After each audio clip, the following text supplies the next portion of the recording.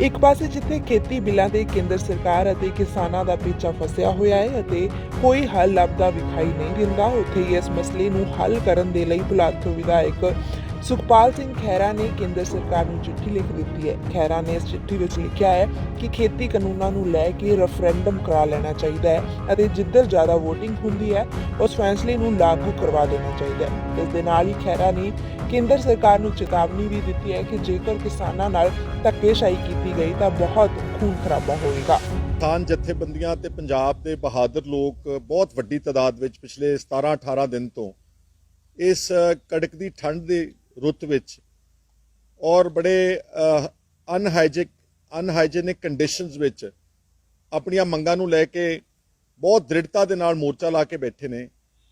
ਬੜੇ ਦੁੱਖ ਦੀ ਗੱਲ ਹੈ ਕਿ ਸਾਡੇ ਆਪਣੇ ਦੇਸ਼ ਦੀ ਸਰਕਾਰ ਉਹਨਾਂ ਦਾ ਨਿਰਾਦਰ ਕਰ ਰਹੀ ਹੈ ਔਰ ਜਮਹੂਰੀ ਕਦਰਾਂ ਕੀਮਤਾਂ ਨੂੰ ਛਿੱਕੇ ਤੇ ਟੰਗ ਰਹੀ ਹੈ। ਇਹ ਜਿਹੜੀਆਂ ਮੰਗਾਂ ਨੇ ਇਹ ਕਿਸੇ ਇੱਕ ਸੂਬੇ ਦੀ ਇੱਕ ਵਰਗ ਦੇ ਲੋਕਾਂ ਦੀ ਨਹੀਂ ਗਿਆ। ਕਿਸਾਨ ਜਿਹੜਾ ਹੈ ਉਹ ਸਾਰੇ ਦੇਸ਼ ਦਾ ਪੱਖ ਪੂਰਦਾ ਵਾ ਔਰ ਪੰਜਾਬ ਦੇ ਲੋਕ ਅਗਰ ਕੋਈ ਮੰਗ ਕਰ ਰਹੇ ਨੇ ਤੇ ਉਹ ਸਾਰੇ ਦੇਸ਼ ਦੇ ਕਿਸਾਨਾਂ ਦੇ ਦੀਆਂ ਭਾਵਨਾਵਾਂ ਨੂੰ ਮੱਦੇਨਜ਼ਰ ਰੱਖ ਕੇ ਕਰ ਰਹੇ ਨੇ। ਇਬਰਾਹਿਮ ਲਿੰਕਨ ਜਿਹੜੇ ਰਾਸ਼ਟਰਪਤੀ ਹੋਏ ਨੇ ਅਮਰੀਕਾ ਦੇ, ਉਹਨਾਂ ਨੇ ਇੱਕ ਸਾਦਾ ਜਿਹਾ ਕੋਟ ਹੈ ਜਿਹੜਾ ਮੋਦੀ ਸਾਹਿਬ ਨੂੰ ਤੇ ਬੀਜੇਪੀ ਨੂੰ ਜ਼ਰੂਰ ਸਮਝਣਾ ਚਾਹੀਦਾ।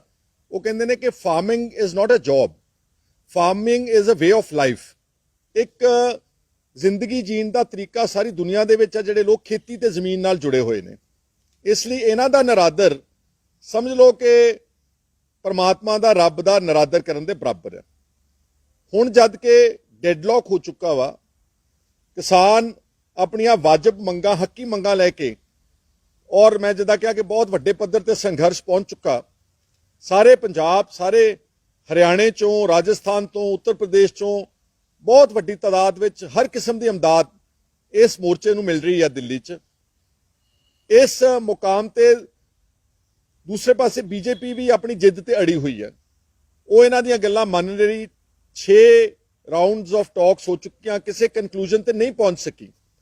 ਇਹਨਾਂ ਹਾਲਾਤਾਂ ਵਿੱਚ ਸਿਰਫ ਅਸੀਂ ਕਹਿਣਾ ਚਾਹੁੰਦੇ ਹਾਂ ਕਿ ਇੱਕ ਬੜਾ ਵਾਜਬ ਤੇ ਬਹੁਤ ਪੀਸਫੁਲ ਤੇ ਬਹੁਤ ਡੈਮੋਕ੍ਰੈਟਿਕ ਤਰੀਕਾ ਕਿਸੇ ਵੀ ਇਸ਼ੂ ਨੂੰ ਸੈਟਲ ਕਰਨ ਦਾ ਅੱਜ ਦੇ ਮਾਡਰਨ ਯੁੱਗ ਵਿੱਚ, ਬੈਲਟ ਦੇ ਯੁੱਗ ਵਿੱਚ, ਡੈਮੋਕ੍ਰੇਸੀ ਵਿੱਚ ਹੈ। ਉਹ ਉਸ ਮਸਲੇ ਨੂੰ ਹੱਲ ਕਰਨ ਦਾ ਤਰੀਕਾ ਕੇਵਲ ਤੇ ਕੇਵਲ ਹੁਣ ਰੈਫਰੈਂਡਮ ਬਾਕੀ ਹੈ, ਰਾਏਸ਼ੁਮਾਰੀ ਬਾਕੀ ਹੈ, ਜਨਮਤ। ਮੈਂ ਇੱਕ ਚਿੱਠੀ ਲਿਖ ਕੇ ਆਪਣੇ ਦੇਸ਼ ਦੇ ਪ੍ਰਾਈਮ ਮਿਨਿਸਟਰ ਨੂੰ ਅਸੀਂ ਭੇਜ ਰਹੇ ਹਾਂ ਔਰ ਮੈਂ ਇਹ ਕਹਿਣਾ ਚਾਹੁੰਦਾ ਕਿ ਇਹਦੇ ਨਾਲੋਂ ਸ਼ਾਂਤਮਈ ਢੰਗ ਨਹੀਂ ਹੋ ਸਕਦਾ ਕਿਸੇ ਵੀ ਮਸਲੇ ਨੂੰ ਹੱਲ ਕਰਨ ਦੀ। ਔਰ ਰੈਫਰੈਂਡਮ ਦੀ ਵਜ਼ਾਹਤ ਇਸ ਲਈ ਮੈਂ ਕਰ ਰਿਹਾ ਵਾਂ ਕਿਉਂਕਿ ਬੀਜੇਪੀ ਅਕਸਰ ਕਹਿ ਰਹੀ ਆ, ਅੱਜ ਤੱਕ ਕਹਿ ਰਹੀ ਆ ਕਿ ਜਿਹੜੇ ਅਸੀਂ ਇਹ 3 ਕਾਨੂੰਨ ਬਣਾਏ ਨੇ ਇਹ ਕਿਸਾਨ ਹਿਤੈਸ਼ੀ ਆ, ਇਹ ਦੇਸ਼ ਦੇ ਹਿੱਤ ਵਿੱਚ ਨੇ, ਇਹ ਪੰਜਾਬ ਦੇ ਕਿਸਾਨਾਂ ਦੇ ਵਾਸਤੇ ਭਲੇ ਦੀ ਗੱਲ ਆ। ਹੁਣ ਪੰਜਾਬ ਦੇ ਕਿਸਾਨ ਕੋਠਿਆਂ ਤੇ ਚੜ੍ਹ ਕੇ ਰੌਲਾ ਪਾ ਚੁੱਕੇ ਨੇ। ਹਰ ਬੱਚਾ ਦਿੱਲੀ ਦੇ ਧਰਨੇ ਵਿੱਚ ਜਾ ਕੇ ਸ਼ਮੂਲੀਅਤ ਕਰ ਚੁੱਕਿਆ। ਬਜ਼ੁਰਗ ਔਰਤਾਂ ਉੱਥੇ ਬੈਠੀਆਂ ਨੇ ਘਰਾਂ ਦੇ ਕੰਮਕਾਰ ਛੱਡ ਕੇ, ਤੇ ਅਸੀਂ ਕਹਿ ਰਹੇ ਹਾਂ ਕਿ ਸਾਨੂੰ ਇਹ ਕਾਨੂੰਨ ਪ੍ਰਵਾਨ ਨਹੀਂ ਗੇ, ਜਦ ਕਿ ਬੀਜੇਪੀ ਦੀ ਸਰਕਾਰ ਧੱਕੇ ਨਾਲ ਕਹਿ ਰਹੀ ਹੈ ਕਿ ਇਹ ਕਾਨੂੰਨ ਤੁਹਾਡੇ ਹੱਕ ਵਿੱਚ ਬਣਾਏ ਨੇ। ਇੱਕੋ ਬੰਦ ਕਰੋ ਜਰਾ। ਹੁਣ ਇਹਨਾਂ ਹਾਲਾਤਾਂ ਦੇ ਵਿੱਚ ਇੱਕ ਤੇ ਇੱਕੋ ਇੱਕ ਹੱਲ ਹੈ ਜਿਹੜਾ ਇਹ ਸਾਬਤ ਕਰ ਸਕੇਗਾ ਕਿ ਕਿਹਦਾ ਪੱਖ ਠੀਕ ਹੈ, ਕਿਉਂਕਿ ਬੀਜੇਪੀ ਧੱਕੇ ਨਾਲ ਕਹਿ ਰਹੀ ਹੈ ਕਿ ਬਹੁ ਗਿਣਤੀ ਲੋਕ ਸਾਡੇ ਨਾਲ ਹੈ। ਇਸ ਲਈ ਇਸ ਡੈਡਲੌਕ ਨੂੰ ਤੋੜਨ ਵਾਸਤੇ ਔਰ ਇੱਕ ਕਿਸੇ ਕ੍ਰਾਈਸਿਸ ਨੂੰ ਖਤਮ ਕਰਨ ਵਾਸਤੇ ਮੇਰੀ ਇਹ ਸੁਝਾਅ ਆ ਸਾਡੇ ਇਸ ਦੇਸ਼ ਦੇ ਸਰਕਾਰ ਨੂੰ ਕਿ ਤੁਸੀਂ ਇੱਕ ਰਾਏਸ਼ੁਮਾਰੀ ਕਰਾ ਲਓ ਪੰਜਾਬ ਦੇ ਵਿੱਚ, ਰਾਏਸ਼ੁਮਾਰੀ ਕਰਾ ਲਓ ਪੰਜਾਬ, ਹਰਿਆਣੇ ਵਿੱਚ ਮੈਕਸਿਮਮ ਜਿੱਥੇ ਲੋਕ ਇਹਦਾ ਡਟ ਕੇ ਵਿਰੋਧ ਕਰ ਰਹੇ ਨੇ, ਜਨਮਤ ਕਰਾ ਲਓ, ਰੈਫਰੈਂਡਮ ਹੋਲਡ ਕਰ ਲਓ। ਜਿਹੜੀ ਧਿਰ ਜਿੱਤ ਜਾਵੇਗੀ ਉਸ ਦੀ ਗੱਲ ਮੰਨ ਲਵੋ ਤੁਸੀਂ ਸਾਰੇ ਜਾਣੇ। ਅਗਰ ਪੰਜਾਬ ਦੇ ਲੋਕ ਕਿਸਾਨ ਜਥੇਬੰਦੀਆਂ ਦਾ ਸਾਥ ਦੇ ਕੇ 3 ਕਾਲੇ ਕਾਨੂੰਨਾਂ ਨੂੰ ਰੈਫਰੈਂਡਮ ਦੇ ਰਾਹੀਂ ਰਿਜੈਕਟ ਕਰਦੇ ਆ ਤਾਂ ਮੈਂ ਸਮਝਦਾ ਵਾਂ ਕਿ ਮੋਦੀ ਦੀ ਸਰਕਾਰ ਨੂੰ ਜਨਮਤ ਦਾ ਫੈਸਲਾ, ਡੈਮੋਕ੍ਰੇਸੀ ਦਾ ਫੈਸਲਾ, ਜਮਹੂਰੀਅਤ ਦਾ ਫੈਸਲਾ ਸਿਰ ਮੱਥੇ ਹੋ ਕੇ ਪ੍ਰਵਾਨ ਕਰਨਾ ਚਾਹੀਦਾ ਵਾ। ਤੇ ਜੇ ਪੰਜਾਬ ਦੇ ਵਿੱਚ ਬੀਜੇਪੀ ਜਿੱਤਦੀ ਆ ਤੇ ਅਸੀਂ ਆਪਣੇ ਆਗੂਆਂ ਨੂੰ ਬੇਨਤੀ ਕਰਾਂਗੇ ਕਿ ਵੀ ਹੁਣ ਬਹੁਮਤ ਜਿਹੜਾ ਹੈਗਾ ਉਹ ਬੀਜੇਪੀ ਦੇ ਹੱਕ ਵਿੱਚ ਆ, ਜਿਹੜਾ ਕਿ ਪੋਸੀਬਲ ਹੀ ਨਹੀਂਗਾ ਕਿਉਂਕਿ ਹਰ ਵਰਗ ਦੇ ਲੋਕ, ਮੇਰਾ ਖਿਆਲ ਹੈ ਕਿ ਜੇ ਮੈਂ ਗਲਤ ਨਾ ਹੋਵਾਂ ਤਾਂ 99% ਲੋਕ ਪੰਜਾਬ ਦੇ ਇਸ ਵਕਤ ਇਹਨੇ ਕਾਲੇ ਕਾਨੂੰਨਾਂ ਦੇ ਖਿਲਾਫ ਨੇ। ਔਰ ਇਹ ਉੱਥੋਂ ਸਾਬਤ ਹੁੰਦਾ ਜਦੋਂ ਪੰਜਾਬ ਦੀ ਵਿਧਾਨ ਸਭਾ ਵਿੱਚ 117 ਚੋਂ 115 MLAs ਨੇ ਇਹਨਾਂ ਦੇ ਖਿਲਾਫ ਰੈਜ਼ੋਲੂਸ਼ਨ ਪਾਸ ਕਰਕੇ ਦਿੱਲੀ ਦੀ ਸਰਕਾਰ ਨੂੰ ਅਸੀਂ ਭੇਜ ਦਿੱਤਾ ਹੋਇਆ। ਵਿਧਾਨ ਸਭਾ ਪੰਜਾਬ 2.25 ਕਰੋੜ ਆਬਾਦੀ ਦੀ ਜਜ਼ਬਾਤਾਂ ਦੀ ਤਰਜਮਾਨੀ ਕਰਦੀ ਹੈ। ਇਸ ਲਈ referendum is the only democratic solution to the current deadlock I'm saying। ਜਾਂ ਤਾਂ ਸਰਕਾਰ ਮੰਨ ਲੈਂਦੀ ਨਾ ਕਿ ਹਾਂ ਅਸੀਂ ਆ ਕਿਸਾਨਾਂ ਦੀਆਂ ਇੰਨੀਆਂ ਗੱਲਾਂ ਅਸੀਂ ਮੰਨ ਲਈਆਂ ਤੇ ਕਿਸਾਨ ਜਥੇਬੰਦੀਆਂ ਉਸ ਤੇ ਸਹਿਮਤ ਹੋ ਜਾਣ, ਫਿਰ ਕਿਸੇ ਇਸ ਤਰ੍ਹਾਂ ਦੀ ਲੋੜ ਨਹੀਂ ਹੈਗੀ।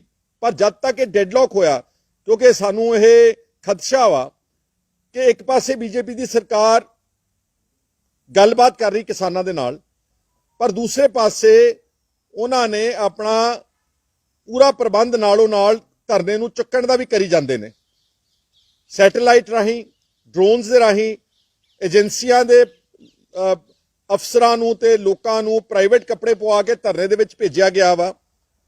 ਉਹਨਾਂ ਨੇ ਸਾਰੀ ਆਪਣੀ ਕੈਲਕੂਲੇਸ਼ਨ ਕਿੰਨੇ ਏਰੀਏ ਵਿੱਚ ਧਰਨਾ ਵਾ, ਕਿਹੜੇ ਵਾਈਟਲ ਪੁਆਇੰਟਸ ਨੇ, ਇਹ ਸਾਰਾ ਕੁਝ ਕਰਕੇ ਤੇ ਉਹ ਐਵਰੀ ਪੋਸਿਬਿਲਿਟੀ ਕਿ ਬੀਜੇਪੀ ਦੀ ਸਰਕਾਰ ਇੱਕ ਹੈਂਕੜ ਵਿੱਚ ਆਣ ਕੇ ਇਸ ਧਰਨੇ ਨੂੰ ਜ਼ਬਰਦਸਤੀ ਚੁਕਾਉਣ ਦਾ ਉਪਰਾਲਾ ਕਰੇਗੀ। ਮੈਂ ਇਹ ਕਹਿਣਾ ਚਾਹੁੰਦਾ ਕਿ ਅਗਰ ਇਹ ਗਲਤੀ ਕੀਤੀ ਉਹਨਾਂ ਦੀ ਸਰਕਾਰ ਨੇ ਤਾਂ ਇਹ ਇੱਕ ਬਹੁਤ ਵੱਡਾ ਇੱਕ ਨਵਾਂ ਘੱਲੂਘਾਰਾ ਪੈਦਾ ਕਰ ਦੇਣਗੇ ਪੰਜਾਬ ਦੇ। ਬਹੁਤ ਕਤਲੋਗਾਰਤ ਹੋਵੇਗੀ, ਬਹੁਤ ਖੂਨ ਖਰਾਬਾ ਹੋਵੇਗਾ, ਬਹੁਤ ਸੱਟ ਪੇਟ ਲੱਗੇਗੀ। ਇਸ ਕਰਕੇ ਗੋਲੀ ਚਲਾਉਣ ਨਾਲੋਂ ਲਾਠੀ ਵਰਾਉਣ ਨੂੰ ਆਪਣੇ ਲੋਕਾਂ ਤੇ ਜਾਂ ਉਹਨਾਂ ਦੇ ਉੱਤੇ ਉਹਨਾਂ ਧੱਕੇਸ਼ਾਹੀ ਕਰਨ ਨਾਲੋਂ ਇੱਕ ਪੀਸਫੁਲ ਤਰੀਕੇ ਦੇ ਨਾਲ ਰਾਏਸ਼ੁਮਾਰੀ ਕਰਾਉਣੀ 100 ਗੁਣਾ ਚੰਗਾ ਰਸਤਾ ਹੈ। ਔਰ ਮੈਂ ਉਹਦੇ ਮੁਤਲਕ 4-5 ਉਦਾਹਰਨ ਦੇਣਾ ਚਾਹੁੰਦਾ ਜਿਹੜਾ ਅੱਜ ਦੀ ਕੰਟੈਂਪਰੇਰੀ ਵਰਲਡ ਵਿੱਚ ਰੈਫਰੈਂਡਮ ਦਾ ਇਸਤੇਮਾਲ ਕੀਤਾ ਜਾ ਚੁੱਕਾ ਵਾ। ਭਾਰਤ ਵਿੱਚ ਵੀ ਜਦੋਂ ਗੋਆ ਆਜ਼ਾਦ ਹੋਇਆ ਤਾਂ ਗੋਆ ਨੂੰ ਧੱਕੇ ਦੇ ਨਾਲ ਮਹਾਰਾਸ਼ਟਰ ਦੇ ਵਿੱਚ ਮਰਜ ਕਰ ਰਹੇ ਸੀਗੇ ਤੇ ਗੋਆ ਦੇ ਲੋਕਾਂ ਨੇ ਬਹੁਤ ਉੱਥੇ ਆਬਜੈਕਟ ਕੀਤਾ ਕਿ ਸਾਡਾ ਪਹਿਰਾਵਾ, ਸਾਡੀ ਜ਼ੁਬਾਨ, ਸਾਡਾ ਸੱਭਿਆਚਾਰ ਅਲੱਗ ਆ ਮਹਾਰਾਸ਼ਟਰ ਨਾਲੋਂ। ਤਾਂ ਉੱਥੇ ਇੱਕ ਰੈਫਰੈਂਡਮ ਦੇ ਰਾਹੀਂ 1967 ਦੇ ਵਿੱਚ 1967 ਦੇ ਵਿੱਚ ਗੋਆ ਨੇ ਆਪਣੀ ਵੋਟ ਪਾ ਕੇ ਤੇ ਆਪਣਾ ਇੱਕ ਸੂਬਾ ਅਲੱਗਾ ਬਣਾਉਣ ਦਾ ਫੈਸਲਾ ਲਿਆ ਸੀਗਾ। ਇੰਡੀਪੈਂਡੈਂਸ ਵੇਲੇ ਜੂਨਾਗੜ੍ਹ ਸਟੇਟ ਜਿਹੜੀ ਪ੍ਰਿੰਸਲੀ ਸਟੇਟ ਸੀ, ਜਿਹਦਾ ਰਾਜਾ ਮੁਸਲਮਾਨ ਸੀਗਾ ਤੇ ਪ੍ਰਜਾ ਸਾਰੀ ਹਿੰਦੂ ਸੀ, ਉਸ ਵਕਤ ਭਾਰਤ ਦੀ ਸਰਕਾਰ ਨੇ ਪ੍ਰਜਾ ਦੀ ਮਰਜ਼ੀ ਦੇ ਨਾਲ ਪਲੇਬਸਾਈਟ ਕਰਾ ਕੇ, ਰਾਏਸ਼ੁਮਾਰੀ ਕਰਾ ਕੇ ਜੂਨਾਗੜ੍ਹ ਸਟੇਟ ਨੂੰ ਭਾਰਤ ਦੇਸ਼ ਦੇ ਵਿੱਚ ਮਰਜ ਕੀਤਾ ਸੀਗਾ। ਤੇ 3-4 ਉਦਾਹਰਨ ਵੈਸਟਰਨ ਵਰਲਡ ਵਿੱਚ ਨੇ। ਹੁਣੇ ਹੀ ਤਾਜ਼ਾ ਇੰਗਲੈਂਡ ਦੇ ਵਿੱਚ, UK ਦੇ ਵਿੱਚ ਬਹੁਤ ਵਿਵਾਦ ਉੱਠਿਆ ਸੀਗਾ ਕਿ ਕੀ ਆਇਆ ਸਾਨੂੰ ਯੂਰੋਪੀਅਨ ਯੂਨੀਅਨ EU ਦਾ ਹਿੱਸਾ ਰਹਿਣਾ ਚਾਹੀਦਾ ਕਿ ਨਹੀਂ ਰਹਿਣਾ ਚਾਹੀਦਾ। ਬਹੁਤ ਬਹਿਸ ਹੋਈ, ਬਹੁਤ ਤਕਰਾਰ ਹੋਇਆ, ਬਹੁਤ ਧਰਨੇ, ਮੁਜ਼ਾਹਰੇ, ਬਹੁਤ ਕੁਝ ਹੋਇਆ। ਤੇ ਬਰਤਾਨੀਆ ਦੀ ਸਰਕਾਰ ਨੇ ਆਪਣੇ ਲੋਕਾਂ ਨੂੰ ਇੱਕ ਆਪਸ਼ਨ ਦੇ ਦਿੱਤੀ ਕਿ ਅਸੀਂ ਰੈਫਰੈਂਡਮ ਕਰਾ ਦਿੰਨੇ ਆ। ਜਿਹੜੇ ਲੋਕ ਕਹਿਣਾ ਚਾਹੁੰਦੇ ਨੇ ਕਿ ਇੰਗਲੈਂਡ ਨੂੰ ਯੂਰੋਪੀਅਨ ਯੂਨੀਅਨ ਚੋਂ ਬਾਹਰ ਆ ਜਾਣਾ ਚਾਹੀਦਾ, ਆਪਣੀ ਕਰੰਸੀ ਰੱਖਣੀ ਚਾਹੀਦੀ ਆ, ਜੇ ਉਹਨਾਂ ਦੀ ਵੋਟ ਜ਼ਿਆਦਾ ਹੋਈ ਤੇ ਅਸੀਂ ਉਹਨਾਂ ਦੀ ਗੱਲ ਮੰਨ ਲਾਂਗੇ।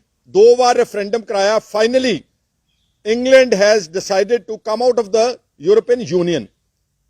ਜੇ ਫਰਜ਼ ਕਰੋ ਰੈਫਰੈਂਡਮ ਨਾ ਕਰਾਉਂਦੇ ਤੇ ਬੇਚੈਨੀ ਰਹਿਣੀ ਸੀਗੀ, ਔਰ ਜਿਹੜੇ ਲੋਕ ਇਸ ਦਾ ਵਿਰੋਧ ਕਰ ਰਹੇ ਸੀ ਕਿ ਅਸੀਂ EU ਦੇ ਵਿੱਚ ਨਹੀਂ ਰਹਿਣਾ, ਫਿਰ ਉਹਨਾਂ ਦੇ ਉੱਤੇ ਜਿਹੜਾ ਸੀਗਾ ਕਿਸੇ ਤਰ੍ਹਾਂ ਦਾ ਤਸ਼ੱਦਦ ਹੋਣਾ ਸੀ, ਫੋਰਸ ਇਸਤੇਮਾਲ ਕਰਨੀ ਸੀ, ਗੋਲੀ ਚੱਲਣੀ ਸੀਗੀ। ਪਰ ਅੱਜ ਉਸ ਬਰਤਾਨੀਆ ਨੇ ਆਪਣੇ ਇਸ ਵੱਡੇ ਪੱਖ ਦੇ ਮਸਲੇ, ਇੰਟਰਨੈਸ਼ਨਲ ਇਸ਼ੂ ਨੂੰ ਬੜੇ ਹੀ ਆਰਾਮ ਨਾਲ ਇੱਕ ਵੋਟ ਦੇ ਰਾਹੀਂ, ਇੱਕ ਜਨਮਤ ਰਾਹੀਂ ਇਸ ਨੂੰ ਸੈਟਲ ਕਰਾ ਲਿਆ। ਇਸ ਤੋਂ ਪਹਿਲਾਂ ਕਿਊਬਿਕ ਸਟੇਟ ਆ ਕੈਨੇਡਾ ਵਿੱਚ, ਜਿਹੜੀ ਕਿ ਫ੍ਰੈਂਚ ਡੋਮੀਨੇਟਡ ਸਟੇਟ ਆ, ਜਿੱਥੇ ਲੋਕ ਅਰਸੇ ਤੋਂ ਕਹਿੰਦੇ ਸੀਗੇ ਕਿ ਸਾਨੂੰ ਆਪਣਾ ਅਲੱਗਾ ਦੇਸ਼ ਚਾਹੀਦਾ ਵਾ, ਅਸੀਂ ਕੈਨੇਡਾ ਦੇ ਮੁਲਕ ਤੋਂ ਬਾਹਰ ਹੋ ਕੇ ਆਪਣਾ ਦੇਸ਼ ਬਣਾਉਣਾ ਚਾਹੁੰਦੇ ਆ। ਤਾਂ ਕੈਨੇਡਾ ਦੀ ਸਰਕਾਰ ਨੇ ਕਿਊਬਿਕ ਸਟੇਟ ਵਾਸਤੇ 3 ਵਾਰ ਰੈਫਰੈਂਡਮ ਕਰਾਇਆ। 3 ਵਾਰ ਵੋਟਾਂ ਪਈਆਂ। ਜਿਹੜੇ ਲੋਕ ਅਲੱਗ ਦੇਸ਼ ਚਾਹੁੰਦੇ ਸੀ, ਫ੍ਰੈਂਚ ਸਪੀਕਿੰਗ, ਜਿਹੜੇ ਫ੍ਰੈਂਚ ਭਾਸ਼ਾ ਬੋਲਦੇ ਸੀਗੇ, ਉਹ ਤਿੰਨੇ ਰੈਫਰੈਂਡਮਸ ਵਿੱਚ ਥੋੜੀ ਮਾਤਰਾ ਵਿੱਚ ਹਾਰਦੇ ਰਹੇ ਨੇ। ਫਾਈਨਲੀ ਉਹਨਾਂ ਲੋਕਾਂ ਨੇ ਆਪਣੀ ਡਿਮਾਂਡ ਜਿਹੜੀ ਸੀਗੀ ਉਹ ਛੱਡ ਦਿੱਤੀ ਕਿ ਬਹੁਤ ਸੰਮਤੀ ਲੋਕ ਜਿਹੜੇ ਨੇ ਕਿਊਬਿਕ ਸਟੇਟ ਦੇ ਉਹ ਅਲੱਗਾ ਨਹੀਂ ਹੋਣਾ ਚਾਹੁੰਦੇ, ਇੱਕ ਮਾਮਲਾ ਪੀਸਫੁਲੀ ਸੈਟਲ ਹੋ ਗਿਆ, ਨਹੀਂ ਤਾਂ ਉੱਥੇ ਵੀ ਬੇਚੈਨੀ ਰਹਿੰਦੀ ਜਾਂ ਹਾਲਾਤ ਖਰਾਬ ਹੋ ਸਕਦੇ ਸੀਗੇ। ਲਾਈਕਵਾਈਜ਼ ਸਕਾਟਲੈਂਡ ਵਿੱਚ ਰੈਫਰੈਂਡਮ ਦਾ ਇਸਤੇਮਾਲ ਕੀਤਾ ਗਿਆ ਵਾ।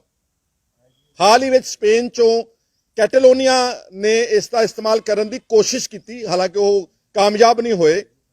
ਤਾਂ ਇੱਕ ਪ੍ਰਚਲਿਤ ਸਿਸਟਮ ਵਰਲਡ ਵਾਈਡ ਹੈ ਜਿਹਦੇ ਵਿੱਚ ਲੋਕਾਂ ਦੀ ਰਾਏ ਲੈ ਕੇ ਮਸਲਿਆਂ ਦਾ ਹੱਲ ਕੀਤਾ ਜਾ ਸਕਦਾ।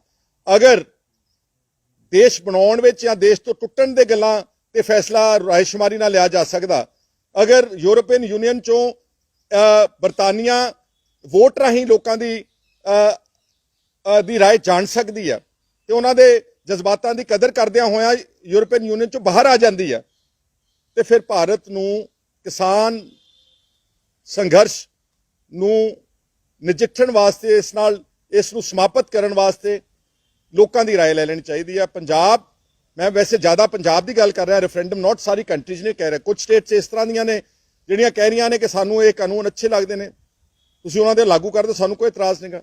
ਬਲਕਿ ਰੈਫਰੈਂਡਮ ਵੀ ਤਾਂ ਕਹਿਣਾ ਪੈ ਰਿਹਾ ਕਿਉਂਕਿ ਬਹੁਤ ਅਰਸਾ ਇਹ ਜਿਹੜਾ ਸਾਰਾ ਸੰਘਰਸ਼ ਬਹੁਤ ਅੱਗੇ ਚਲੇ ਗਿਆ ਵਾ। ਅਸੂਲਨ ਤਾਂ ਡੈਮੋਕ੍ਰੇਸੀ ਦਾ ਬੇਸਿਕ ਐਸੈਂਸ ਹੀ ਇਹ ਆ ਕਿ ਕਾਨੂੰਨ ਉਹ ਬਣਾਏ ਜਾਣ ਜਿਹੜੇ ਲੋਕਾਂ ਨੂੰ ਪ੍ਰਵਾਨ ਹੋਣ, ਜਿਹੜੇ ਮੈਜੋਰਿਟੀ ਲੋਕਾਂ ਨੂੰ ਪ੍ਰਵਾਨ ਹੋਣ। ਇਹ ਕਾਨੂੰਨ ਪੰਜਾਬ ਦੇ ਲੋਕ ਕਹਿੰਦੇ ਸਾਨੂੰ ਪ੍ਰਵਾਨ ਨਹੀਂ। ਇਸ ਲਈ ਅਸੀਂ ਬੀਜੇਪੀ ਦੀ ਸਰਕਾਰ ਨੂੰ ਪਹਿਲਾਂ ਵੀ ਕਹਿ ਚੁੱਕੇ, ਹੁਣ ਫਿਰ ਕਹਿ ਸਕਦੇ ਆ ਕਿ ਜੇ ਤੁਹਾਨੂੰ ਲੱਗਦਾ ਕਿ ਬਾਕੀ ਸਾਰੇ ਸੂਬੇ ਇਸ ਕਾਨੂੰਨ ਨਾਲ ਸਹਿਮਤ ਆ, ਤੁਸੀਂ ਉੱਥੇ ਲਾਗੂ ਕਰ ਦਿਓ ਸਾਰਿਆਂ ਵਿੱਚ। ਕੱਲੇ ਪੰਜਾਬ ਨੂੰ ਤੇ ਹਰਿਆਣੇ ਨੂੰ ਇਹਨਾਂ ਕਾਨੂੰਨਾਂ ਚੋਂ ਐਗਜ਼ੈਂਪਟ ਕਰ ਦਿਓ, ਛੱਡ ਦਿਓ। ਕਨਸਟੀਟਿਊਸ਼ਨ ਕਿਹਦਾ, ਪਾਰਲੀਮੈਂਟ ਕਿਹਦੀ ਆ? ਆਪਣੀ ਆ ਨਾ। ਸਾਡੇ ਵਾਸਤੇ ਕਿੰਨੀਆਂ ਅਮੈਂਡਮੈਂਟਸ ਪਹਿਲਾਂ ਹੋ ਚੁੱਕੀਆਂ ਨੇ। ਮੇਰਾ ਖਿਆਲ ਹੈ ਕਿ ਸੈਂਕੜੇ ਅਮੈਂਡਮੈਂਟਸ ਕਨਸਟੀਟਿਊਸ਼ਨ ਵਿੱਚ ਪਹਿਲਾਂ ਭਾਰਤ ਵਿੱਚ ਹੋ ਚੁੱਕੀਆਂ। ਇੱਕ ਅਮੈਂਡਮੈਂਟ ਹੋਰ ਕਰਕੇ ਸਿੰਪਲ ਜੀ ਤੇ they can easily exempt Punjab and Haryana from implementation of these laws which people are opposing tooth and nail. ਇਸ ਤੋਂ ਇਲਾਵਾ ਵੀ article 371 of the constitution clause A B C D I ਤੱਕ, ਜਿਹਦੇ ਚ 10 ਸੂਬੇ ਅੱਜ ਵੀ ਸੰਵਿਧਾਨ ਚ ਉਹਨਾਂ ਨੂੰ ਕੁਝ ਕਾਨੂੰਨਾਂ ਤੋਂ ਛੋਟ ਆ। ਉਹਦੇ ਚ ਮੋਦੀ ਸਾਹਿਬ ਦਾ ਗੁਜਰਾਤ ਆਰਟੀਕਲ 371 ਵਿੱਚ ਫਾਇਦਾ ਲੈ ਰਿਹਾ ਵਾ, ਮਹਾਰਾਸ਼ਟਰ ਫਾਇਦਾ ਲੈ ਰਿਹਾ, ਐਗਜ਼ੈਂਪਸ਼ਨ ਲੈ ਰਿਹਾ ਵਾ, ਗੋਆ ਲੈ ਰਿਹਾ ਵਾ। ਆਰਟੀਕਲ 371 ਚ ਵਿੱਚ ਉਹ ਪੰਜਾਬ ਤੇ ਹਰਿਆਣੇ ਨੂੰ ਐਗਜ਼ੈਂਪਟ ਕਰ ਸਕਦੇ ਕਿ ਅਸੀਂ ਬਾਕੀ ਸਾਰੇ ਦੇਸ਼ ਵਿੱਚ ਲਾਗੂ ਕਰਤੇ ਕਾਨੂੰਨ, ਤੇ ਪੰਜਾਬ ਤੇ ਹਰਿਆਣਾ 2-3 ਸਾਲ ਦੇਖਣਗੇ ਕਿ ਹਾਂ ਜੇ ਕਾਨੂੰਨਾਂ ਦੇ ਵਿੱਚ ਬਹੁਤ ਕਿਸਾਨਾਂ ਨੂੰ ਫਾਇਦਾ ਹੋ ਗਿਆ, ਜੇ ਦੇਸ਼ ਦਾ ਕਿਸਾਨ ਬਹੁਤ ਖੁਸ਼ਹਾਲ ਹੋ ਗਿਆ, ਤੇ ਪੰਜਾਬ ਦੇ ਕਿਸਾਨਾਂ ਨੇ ਆਪ ਮੰਗ ਕੇ ਕਾਨੂੰਨ ਲੈ ਲੈਣਾ ਇਹ ਮੋਦੀ ਸਾਹਿਬ। ਪਰ ਅੱਜ ਇਸ ਤਰ੍ਹਾਂ ਧੱਕੇ ਦੇ ਨਾਲ ਜਦ ਸਾਰਾ ਸੂਬਾ ਘਰੋਂ ਬੇਘਰ ਹੋ ਕੇ ਸੜਕਾਂ ਦੇ ਉੱਤੇ ਬੈਠਾ, ਪੁੰਜੇ ਬੈਠਾ ਵਾ, 11 ਬੰਦੇ ਮਰ ਗਏ ਨੇ ਕਿਸਾਨ, ਤੇ ਫਿਰ ਤੁਸੀਂ ਧੱਕੇ ਦੇ ਨਾਲ ਸਾਡੇ ਉੱਤੇ ਇਹ ਕਾਨੂੰਨ ਨਾ ਥੋਪਿਆ ਜਾਵੇ। ਇਹ ਔਰ ਆਰਟੀਕਲ 371 370 ਚੋਂ ਨਿਕਲਿਆ ਸੀ, ਜਿਹੜਾ ਐਬਰੋਗੇਟ ਕੀਤਾ ਆਰਟੀਕਲ 370 ਜੰਮੂ ਕਸ਼ਮੀਰ ਚ। ਉਹਦੇ ਵਿੱਚ ਵੀ ਤਾਂ ਸੀਗਾ, ਜਦੋਂ ਲੋਕ ਸਭਾ ਪਾਸ ਕਰਦੀ ਉਹ ਇੱਕ ਲਾਈਨ ਲਿਖੀ ਜਾਂਦੀ ਸੀਗੀ ਕਿ this law will be applicable to the entire country but Jammu and Kashmir, ਮਤਲਬ ਕਿ ਉਹਨਾਂ ਨੂੰ ਐਗਜ਼ੈਂਪਟ ਕੀਤਾ ਜਾਂਦਾ ਸੀਗਾ। ਇਸ ਕਰਕੇ ਹੁਣ ਉਹ 370 ਖਤਮ ਕਰਤੀ, ਪਰ 371 ਆਰਟੀਕਲ ਦੀ ਕਨਸਟੀਟਿਊਸ਼ਨ ਦੀ ਧਾਰਾ ਹਲੇ ਵੀ ਪ੍ਰਚਲਿਤ ਹੈ। ਇਸ ਕਰਕੇ ਜੇ ਤਾਂ ਸਰਕਾਰ ਨੇ ਮਨ ਬਣਾਇਆ ਵਾ ਕਿ ਅਸੀਂ ਪੰਜਾਬ ਦੇ ਨਾਲ ਧੱਕੇਸ਼ਾਹੀ ਕਰਨੀ ਆ, ਵਿਤਕਰਾ ਕਰਨਾ, ਜਿੱਦਾਂ ਪਹਿਲਾਂ ਇੱਕ ਲੰਬੀ ਦਾਸਤਾਨ ਆ ਸਾਡੇ ਪਾਣੀ ਖੋਣ ਦੀ, ਸਾਡੇ ਸੂਬੇ ਨੂੰ ਲੰਗੜਾ ਬਣਾਉਣ ਦੀ, ਸਾਡੀ ਰਾਜਧਾਨੀ ਖੋਣ ਦੀ, ਸਾਡੇ ਸੂਬੇ ਦੇ ਵਿੱਚ ਜਿਹੜੀਆਂ ਬੇਇਨਸਾਫੀਆਂ ਹੋਈਆਂ ਅਰਸੇ ਤੋਂ, ਅਗਰ ਉਹਨਾਂ ਨੇ ਇਹ ਮਨ ਬਣਾਇਆ ਪਹਿਲਾਂ ਹੀ, ਫਿਰ ਤਾਂ ਇਸ ਗੱਲ ਦਾ ਕੋਈ ਹੱਲ ਨਹੀਂ ਹੈਗਾ।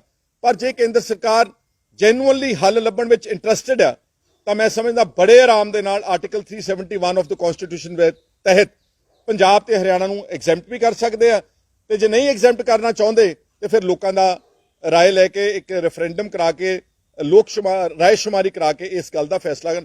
ਕਿਉਂਕਿ ਇਹ ਜਿਹੜਾ ਪੀਸਫੁਲ ਤਰੀਕਾ ਵਾ, ਇਹ ਤਸ਼ੱਦਦ ਕਰਨ ਨਾਲੋਂ, ਲਾਠੀ ਚਾਰਜ ਕਰਨ ਨਾਲੋਂ, ਟੇਅਰ ਗੈਸ ਵਰਾਉਣ ਨਾਲੋਂ, ਗੋਲੀਆਂ ਚਲਾਉਣ ਨਾਲੋਂ, ਬਜ਼ੁਰਗਾਂ ਤੇ ਔਰਤਾਂ ਦੇ ਉੱਤੇ ਜ਼ੁਲਮ ਕਰਨ ਨਾਲੋਂ 100 ਗੁਣਾ ਚੰਗਾ ਰਸਤਾ ਸਾਰੀ ਦੁਨੀਆ ਵਿੱਚ ਇਹ ਸਿਸਟਮ ਹੈ। ਤਾਂ ਇਸ ਕਰਕੇ ਇਸ ਨੂੰ ਲੈ ਕੇ ਮੈਂ ਇੱਕ ਚਿੱਠੀ ਪ੍ਰਾਈਮ ਮਿਨਿਸਟਰ ਨਰਿੰਦਰ ਮੋਦੀ ਜੀ ਨੂੰ ਲਿਖ ਕੇ ਘਿਲਾ ਦਿੱਤੀ ਹੈ, ਔਰ ਉਮੀਦ ਕਰਦਾ ਵਾਂ ਕਿ ਉਹ ਇਸ ਵਾਜਬ ਜੀ ਗੱਲ ਦੇ ਉੱਤੇ ਜ਼ਰੂਰ ਰਾਏ ਆਪਣੀ ਕਰਕੇ ਤੇ ਇਸ ਸੰਘਰਸ਼ ਨੂੰ ਸ਼ਾਂਤਮਈ ਢੰਗ ਦੇ ਨਾਲ ਨਿਬੇੜਨ ਦਾ ਉਪਰਾਲਾ ਕਰਨ। ਅੱਜ ਦਾ ਮੇਰਾ ਇਸ਼ੂ ਇਹ ਸੀਗਾ।